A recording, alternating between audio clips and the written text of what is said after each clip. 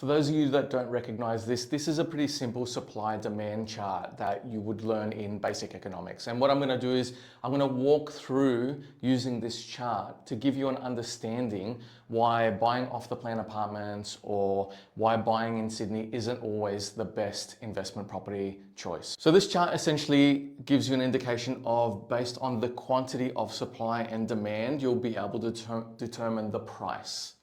Now, when you're buying property, more obviously, property costs money to construct and build and produce.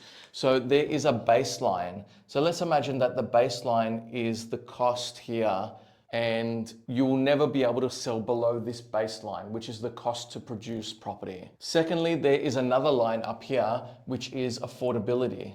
Now, this is what people can literally afford to purchase property in an area, Sydney, wherever.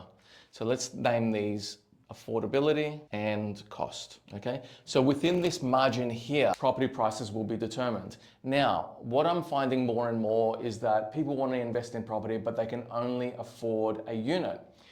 And the supply of units is high. Let's imagine here. And it's overwhelmingly higher than the demand for units.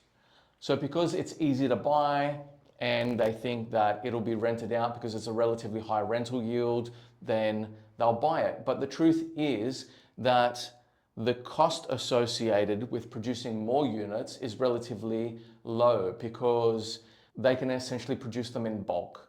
So the cost to produce more and more units is relatively low, and therefore they're building more and more in a given area. So they're actually increasing the supply of units and demand stays relatively the same. In addition, people tend to think that I'm going to buy in Sydney because Sydney always goes up in value.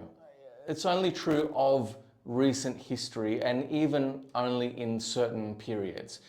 Famously, Sydney property prices in certain areas were down as much as 30% when interest rates started increasing after the COVID boom.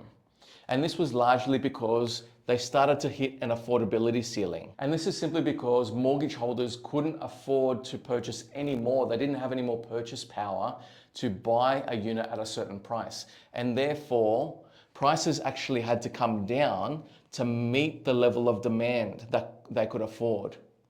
So let's say, for example, demand was up here, but they could only afford here. And then as interest rates started to rise, affordability came down to here. So the demand was at this level, irregardless of supply. Now, because interest rates were going up and up, people were forced to sell out of distress. And the duress was actually creating supply. So as interest rates went up, so did supply. And therefore the price of property had to come down to meet the demand for property at a certain price. And this is what we've seen over the last few years. And it's only now that interest rates, as they've started to come down, they've been able to increase in value somewhat, albeit at a meager rate.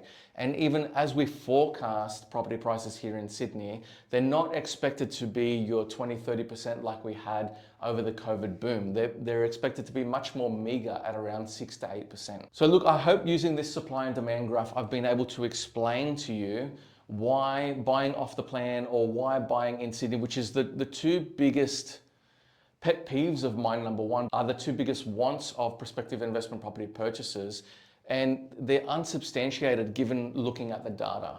Now, we use this supply and demand graph to forecast property prices, but also rental growth in a given area as well. And we use metrics like days on market, we use development application approvals, we use vacancy rates, we use performance trends, employment, population forecasting to give us an indication of where property prices are going in a given area. And we don't just look in Sydney.